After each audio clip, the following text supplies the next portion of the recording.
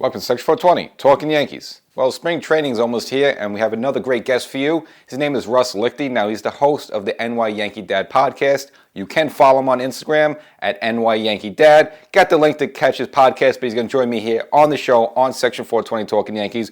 Hey, Russ, welcome to the show. How you doing, James? Thanks for having me, man. That's a pleasure. Now, Russ Lichti, people can follow you on Instagram at nyyankeedad. You are the official Yankee dad. Yep, that's me. Yeah. And of course, it has the link tree in there, so people could, listen to your podcast as well as see your other social media handles. Again, pleasure having you here. Yeah, thank you. Yeah, anywhere you get your podcast, Instagram, TikTok, Facebook, and now on YouTube. Yeah. Cool. So I see you. I guess kind of just recently started. What inspired you to do? Is this something you've been thinking about for a while? So I mean, growing up in the Bronx, being a lifelong Yankee fan, it's the Yankees of life. So growing up, went to college, got, long story short, I got my master's in sports business management. I was lucky enough to have like a little part-time job in the stadium during my college years, my undergrad college years. And, I worked in sports. I got out of it, got married, have three beautiful girls. And my oldest said, "Daddy, you should start a YouTube." Last year, I did every spring training game, every game during the season, postseason, and more. So, and just really having fun with it. Just really having fun with it. I watch all the games. All I'm doing is just recording myself and sharing it with everybody. So for people, again, they could check out wherever you get your podcast. Actually, it's a podcast, but you also do I noticed on Instagram, little updates. Whether it's a news story or after a game, just a little quick breakdown. Little recap. Any breaking news. Sometimes on off days, just a video talking about the team, the current events. Just almost like just making myself up to be a reporter and follow the games. Just really having fun with it.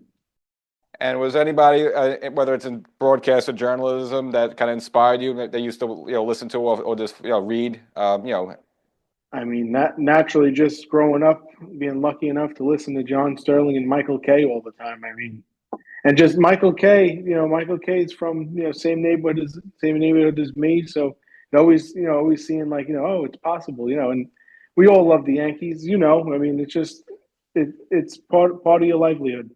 And Michael Kay is also a Fordham guy too. That's why I'm rocking the Fordham shirt. Yeah. I wasn't lucky enough to be a Fordham guy, but yeah, I went to Mount St. Vincent in Riverdale. All right, cool. Yeah, and Michael Kay always references the White Castles across from Fordham Road there. So yeah. So obviously, and I also noticed you did a guest spot on the BD4 podcast with Rob. How did you two guys sync up? We met over Instagram, just being in I call it the Yankee social media world. Just somehow ran into each other. And last year, right before the playoffs, he invited me onto his podcast, and he did it again. We just linked up again. He has a real nice show over there, RJ. Definitely knows what he's doing. Yeah, I got to sync up with him too, like to either have him on or have me on too. But yeah, no, it's a lot of fun. Everyone in this Yankee community is been really, really cool. I actually there was like an event over the weekend at the American Dream Mall. Got to meet a few people, a few other content creators as well as legends. It was a lot of fun. Yeah, I think I saw some other content creators also posting some pictures from that too. Yeah, it was cool. Cool with that. Now, I noticed that one of your more recent episodes, obviously, you weren't too happy with some of Hal Steinbrenner's comments, mainly with the Dodgers and kind of being a little bit of a crybaby with the payroll. And it's like, you're the New York Yankees. I mean, what were your thoughts on that? Yeah, I mean, when do you really hear the Yankees, one worrying about like a vesting option in Stroman's contract and kind of putting himself on the level? I took it as like the Pittsburgh Pirates or a team like Cleveland, Pittsburgh, where these teams are on budgets. Like it's the Yankees. I mean, they're one of the number one revenue teams in sports, let alone baseball. It's just that to hear Hal say that, it was just the one thing I really didn't agree with. Is the Yankees shouldn't be on the level of other teams. I mean, we didn't grow up that way. That, and also I think the Yankees, they did an article afterwards. Actually, they profit-wise make more money than the Dodgers, profit Yeah, margin-wise, but still he's. And I understand too. Like I wouldn't just throw money at someone just for the sake of doing it. It seems like the Dodgers do that a little bit, but like at the same time, you can't be complaining that someone's spending more than because the Yankees were doing that for like the past 40, 50 years. exactly. Yeah, I had it. I had it written down here. Forbes has them at 7.55 billion is what they generate in revenue. That's number one. Estimated number one in baseball and fourth highest in all the sports worldwide. There you go. But I think one of his other comments he made that I would agree with, though, is I think at least the start of the season, I think they're actually a better team to start 2025 minus Soto than they were at the start of 2024. I mean, Oh yeah, definitely. I think so too. I think so too. They got, as they're saying, more athletic, better defensively, and with guys like Bellinger, you know, Bellinger, you got Jazz moving over to second now, Paul Goldschmidt, Gold Glover, Judge going back to right field. I mean, the Dominguez, Bellinger, it's questionable, but I mean, Belly is also a Gold Glover too. It's going to be, we'll see a lot of those mishaps that cost us games last year. Hopefully, won't happen this year. yeah, same thing with only reservation I have that, but I'd actually almost rather have Dominguez in center field just because he's a natural center fielder. I just like not mess with him. Bellinger, the veteran, I think it's easier for him to move to left field just because he can handle it more. So, and we saw a little cup of coffee with Jason Dominguez in left field. And there was one really ball he butchered. I don't know. I think that could be a recipe for disaster a little bit. I mean, I agree with you there. I really do. I mean, I know he did play a little left field also in the minors, but we saw what it was. And Yankee left field is said to be one of the hardest positions, one of the stadiums to play throughout baseball. A young kid like him, I would throw him in his natural position in center field. But if in a way I can kind of see where they're looking at it, if they wouldn't put him in that situation if he couldn't do it. But just like you, I'd like to see him in center field also. And leave him there. Bellinger has the glove that he would be able to move around. Not Dominguez. I really hope that they don't try to do that either. Like some days in center, some days in left. Yeah, I agree. I'd rather just like pick one, stick with it, and see if it works Exactly. or not. But I still want him to be like turn into like a Miguel Andujar in left field. If they have it. No, no, it wasn't good. Because then like it gets in their head and then affects them at the plate. Even though I think Jason Dominguez is mentally stronger than that, but I just don't want him to like take the struggles in the outfield and now start bringing it to the plate and then just have a total. Because we were supposed to have him last year. We didn't have him last year at all. Like this year, I want to finally see him full time, 24/7. Exactly. I mean, even I believe it was Michael Kay said on one of the Hot Stove episodes, he was saying how he has, could be the American League Rookie of the Year if they let him be, Just they got to give him the reps. They got to give him the reps. Yeah, and I understand. I mean, I guess the postseason with his defense, I don't know why they gave we didn't see him at all in the postseason, which I was a little surprised. I understand Verdugo has the better defense, but you have this great weapon. They didn't utilize it once during last year's postseason run. It was very interesting. It was very interesting, and now all of a sudden he's just thrown into the starter role, and it's not his natural position. So I mean, I think I can think from both ends of it. They wouldn't put him in, like I was saying, in the position where it wouldn't be good for him to succeed. But you would think center field would be the best for him to succeed. Yeah, so we'll see how it goes. But again, they could start it off and have to make a switch, then make a switch. Now, we just kind of mentioned some of the moves. I mean, if you were to give the Yankees a grade for this offseason between A, the best, or F, the worst, and, considering losing Soto but then making all these other moves, how would you grade this offseason? I honestly would give them an A minus. A minus. Max Fried, Devin Williams. Even Paul Goldschmidt, I know he's at getting older, 37 years old, but bringing in a arguably Hall of Fame caliber for first baseman, Gold Glove winner, Silver Slugger winner, perennial All Star. I mean, to bring that in the locker room, and everyone loved Rizzo, but the past few years, the production from first base, there really hasn't been any. I think it's the Yankees' first base position hasn't generated a home run since it was June or July of last season. Crazy. No, I'm totally. I think Paul Goldschmidt at 50 years old could probably have more production than we've gotten over the past 2 years from Rizzo and DJ. So I mean, don't even start with DJ, but I hope they're just saying it just to say it, you know. But the guys they brought in, really, the guys they brought in, Fernando Cruz, and I know it's been the market has been kind of stagnant lately. They say that there's more coming, but we're getting close to spring training here. Pitches and catches is less than 2 weeks away, so.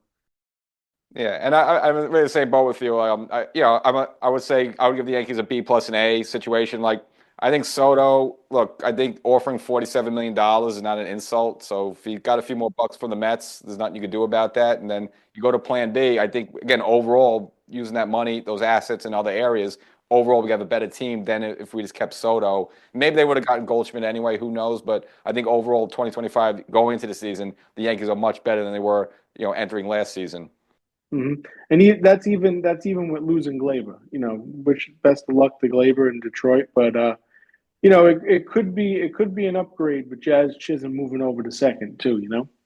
No, and not only that, I mean, we start the season with Jazz because we didn't get him until mid, last year, and also now we hit the ground running with Austin Wells behind the dish. I mean, it took him a while to finally get the starter's job, but now he's going to start right away. And I think this is for his numbers and everything else. Like again, that just makes us better than last year when Trevino was the starting catcher.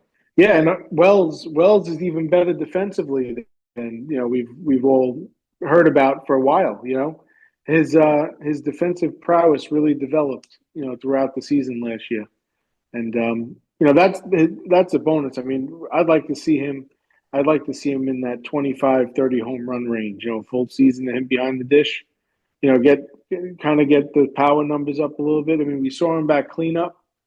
Will he be the cleanup hitter? I'm very interested to see what the lineup's like this year with the new guys coming in. Yeah, I mean, I'm assuming just with Bellinger and some of the other people, he'll probably be further down the lineup, which I think is good for him. He'll get easy pitches to hit, and yeah, I could definitely see him in the 20 to 25 home run range. You get batting maybe in the seventh order there. Would be a nice spot. Would be a nice spot for him. Yeah, and the only hole we have is probably third base, which right now it looks like it's been a competition, which kind of means you don't have a third baseman yet. I don't know if any of those one player is going to win the job. And Peraza's, they've been giving him a million chances, and some of it they don't give enough playing time. But it just seems like that's going to be a hole probably the whole season, unless they make maybe an acquisition at the trade deadline. Yeah, I mean they said there was a report that said that I believe it was Aaron Boone was saying if DJ's healthy, he's going to get a chance to play. But we know what we've seen from LeMahieu the last few seasons. Oswaldo Cabrera, has a shot now. If you heard me on my page, I kind of am advocating for Oswaldo. I kind of think, out of the three, if it was going to be one of them, I would like it to be Oswaldo just because he's kind of earned the shot. But even with Peraza, the interesting thing with him is he has no more minor league options left. So, what's kind of the deal with him? I mean, we heard him of being a prospect, but he's like that quadruple A type player. He kills it down in triple A. He comes up to the big leagues, and it's just he doesn't cut it. But does he really get enough chances? What are their plans with him? I guess we'll find out. Yeah, like even like I mentioned before, something like Miguel Andujar, he did a lot more here, but there was like space for him. Peraza, he didn't. I mean, I think he must have like 2 home runs maybe. I know he had one at Fenway, maybe another one's Detroit, but yeah, like he only has like 2 or 3 career home runs all the times he's come up here. And he doesn't even get that many games or that consistent amount of at bats. It's really hard, hard to evaluate. I mean, I look at it as it's hard to evaluate that with guys who aren't getting consistent. I like to gauge it off of like 300, 250 at bats at least. Yeah, but I would agree with you. I think all things being even, I think Oswaldo Cabrera, with this, being a switch hitter, has a little pop in the bat.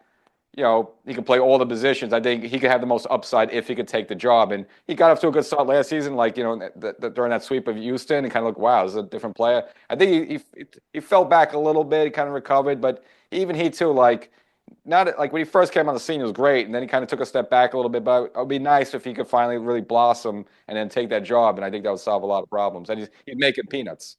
Exactly, I'm with you on that 100%. I'm all for Oswaldo. And another comment with Hal Steinbrenner was interesting. He basically said that he didn't obviously make a promise, but he wants to have conversations with Boone about being here for the future. So it looks like I read that as they want to re-sign him unless something crazy happens. I mean, Are you a Boone guy? Do you like that move, or you figure, hey, look, you've been here 8 seasons, you know? I mean, you would like to have seen. I don't say world championships because to win it is one thing, but to have the World Series appearance being coming last year. I mean, I would have liked to have seen a little bit more out of Boone. I mean, I'm a Boone guy. I am a Boone guy, as we all do. We all question some of his calls, but it seems that he does get the best out of this group of players. So, and the players seem to really respond to him as being the manager. So I could see Hal coming, where Hal's coming from. Um, you can make the argument either way, but to bring him back for 4 more years. The Yankees, if you look back at Girardi was here for 10 seasons. Joe Torre was a little longer, but it's known that they like to judge their managerial performances on that 10-year range. But to bring, I mean, you can say let's see how this season comes out. What comes out of this season, but to bring Booney back, I don't have a problem with it. Same way. Yeah, again, I think all the antics of getting thrown out by the umpires a little too much sometimes, but Sometimes, yes. I think the players do play for him, and I think most importantly, the captain, Judge, likes him. I mean, that's kind of, you feel like when Joe Girardi, even though Girardi was successful his final year, half the players didn't seem like they liked him. Just maybe it was too tough and too on him.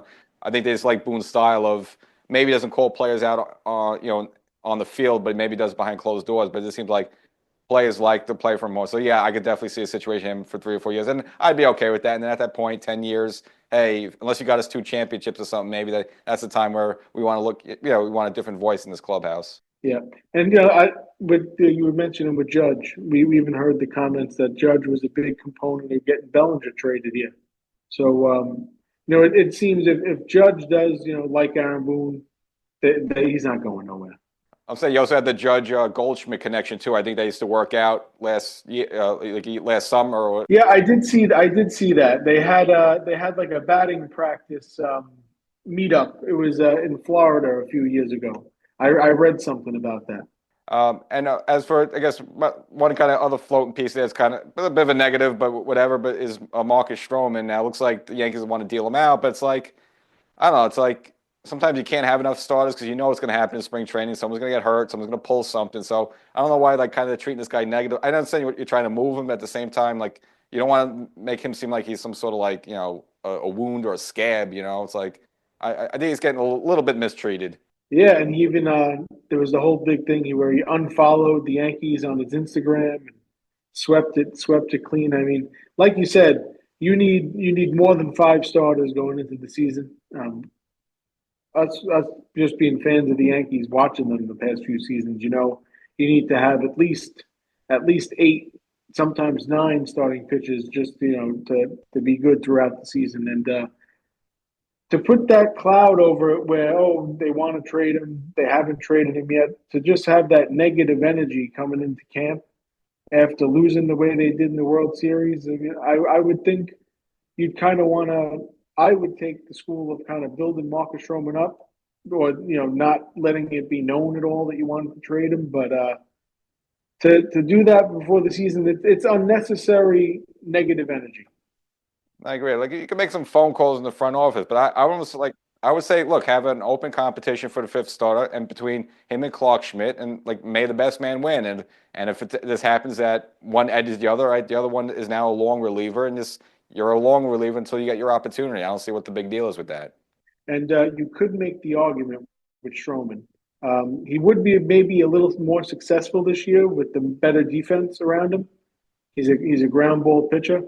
With the acquisition of Max Fried, he's the same type of pitcher where, keeps the infielders on their toes a little bit. Pitches a little bit more to contact, and Stroman's numbers might not have been that bad if he had the team that we're going to see fielding their positions last year.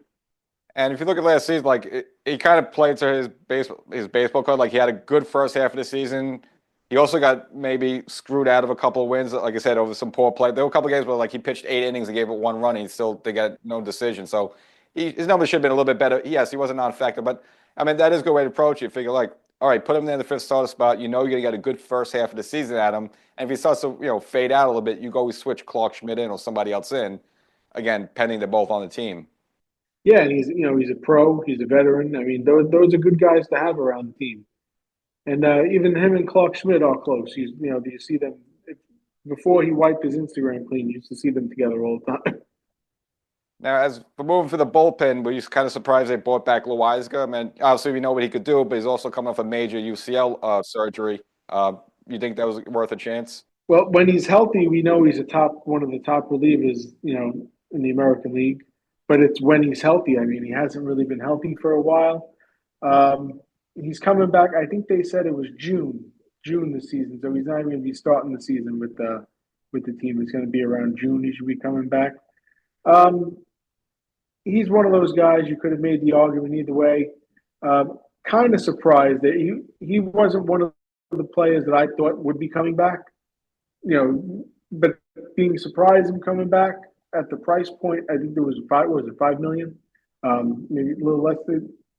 It was interesting because we still have no lefty on the 40-man roster, which is really interesting to me.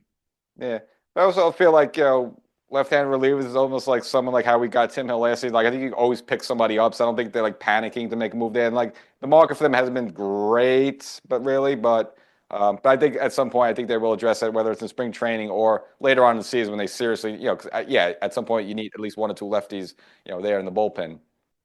Yeah, and even with Tommy Kahnle signing with the Detroit Tigers now, so he's not coming back. And he was one of the right-handers who was pretty good at getting lefties out. But like you said, I mean, Tim Hill was DFA'd by the White Sox, who was worst team of all time last year, and look how he flourished and was one of the key pieces. And even Tim Mesa had his spurts throughout the season, going from having two lefties in the bullpen to now having zero, going in, as we see so far. Yeah, like Hill was good for the Yankees down the stretch in the postseason. Mesa kind of faded out, so him leaving, I had no problem with that. Yeah, no. And for the closer, obviously, I guess you can figure out Luke Weaver was so good in that role. If you take him out, is he gonna? Do you think that messes with his head, or do you think he could just have no problem going back to be kind of the setup man? The way you see how Weaver is, I don't think this is something it won't really change the way his performance would be, in my opinion. I think it's kind of better to put him back in that high leverage. That high leverage fireman role. And, Devin Williams is one of the top relief pitchers in baseball. His career ERA is under 2. MLB Network ranked him as number 1 according to their, best relievers in baseball. But to bring him here, it's not quite like Mariano because no one's like Mariano, but it's Mariano Rivera-esque. Now, I even said that in the past. When I first started back, in March during spring training last year, before they announced Devin Williams' back injuries, I had a hot take of the Yankees maybe trading for him, but this was last year. I guess it was like a hot take a year too early. But adding him to this bullpen, which is arguably one of the best bullpens in baseball, it's just adding to the strength. Puts them pitching wise over the top. I agree. And I think actually I like Luke Weaver, his ability to go multiple innings. Like you said before, when you're close, you kind of relegated to the ninth, but now you can kind of stretch him out. Kind of what the Yankees had with Michael King a couple seasons ago where he would go multi-innings. So no, I think that works good. And I also like the fact that Devin Williams is in a contract year, and we saw it with Soto last year. It's just magically these guys put up great numbers. So even if we don't have this guy beyond 2025, and he just motivated to have a great season, that's just going to benefit the Yankees. And I'm sure not to bring up, bad memories for him, but he was the pitcher who gave up that home run to Pete Alonso in Milwaukee. But that was like one of his only blown saves. So it even happened to Mariano a few times. So exactly. But Devin Williams, pitched in great games for even Team USA in the World Baseball Classic. He's going to be phenomenal. He's going to be phenomenal. And like you said, in the walk year, there's no better time to have a player in their walk year, in my opinion. I agree with that. And I guess rounding out, we did kind of the whole field, but the DH spot, which we all know is going to be Giancarlo Stanton, obviously had a good bounce back 2024, phenomenal in the playoffs, just like ungodlike. I mean, you think we get into the season Adam like that, or is this going to be one of those years where he's just hangnail and a cut on his toe and a foot and be out for 3 months? Well, Giancarlo, I really, really think that it's pretty much preserve Giancarlo throughout the season. Keep him loose. He's going to get his at bats, but the main goal is to try to keep him staying healthy, getting his reps, because we saw what he did. What he did in the playoffs was definitely ungodlike, unbelievable.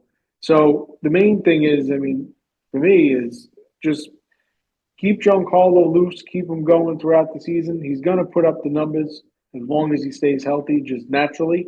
Like he's always done throughout his career. When he's healthy, he puts up monster numbers. When he's healthy, that's the only problem. So you just got to preserve him for the playoffs, which we saw the type of weapon that he can be in October. Yeah, and I think now that this lineup is much deeper, and that it was a season ago, I think almost he could hide a little bit. It's like you don't expect him, and again, not as much pressure. And even if he's batting like fifth or sixth or something like that, which we'll see how it all shakes out like that. But he could be someone that quietly just has another good season just because you're not focused on him, and you got all these other new names you're kind of looking at if you're an opposing pitcher. Mm-hmm. Mm-hmm. I mean, you see names like that, Judge, Bellinger, Goldschmidt. These are names. These are MVPs. I mean, there's no slouches. No slouches. It's not quite like having Soto and Judge back to back, but it's pretty damn good. No, I agree there. So we have the season coming up. Obviously, I think it's the Yankees' division to lose. I just look at some of the moves that Boston made some slight improvements. Baltimore didn't do too much. Toronto, obviously, bringing some Scherzer and a couple other names, but I still think this is the Yankees' division to lose. How do you feel? Oh, definitely. I mean, Yankees on paper, definitely the top team in the American League. The American League East definitely, would be the division to lose. Now, I'm not sleeping on Boston, too much. I kind of think that Boston is a little bit on the come up. I've been thinking they were going to go out and get either Alonso or Bregman, and those guys are still out there. I still kind of thought they were going to land, one of them would have landed with Boston. Toronto, they're always in on everybody, just like they always are. But they got Santander. I mean, Max Scherzer, it's an older Max Scherzer. His presence is probably going to help them out, But what really is we saw what he's been the past few seasons. It's just Yankees. It's their American League to lose, in my opinion. Really, it's their American League to lose. Not only the American League East, to go back to the World Series and defend the pennant. Well, hopefully that's the case. So, Russ, I appreciate getting this time with you. Again, people can follow you on Instagram. Do it as soon as you can. It's nyyankeedad, and you're the Yankee Dad, so you got to. And of course, the link tree there on your Instagram page. Catch your podcast and all your other social media handles. So, again, pleasure to get to speak to you. Get to speak to a fellow Bronx guy, and let's go 2025. Let's go Yankees all the way. And James, thank you for having me, man. Really, this was a lot of fun.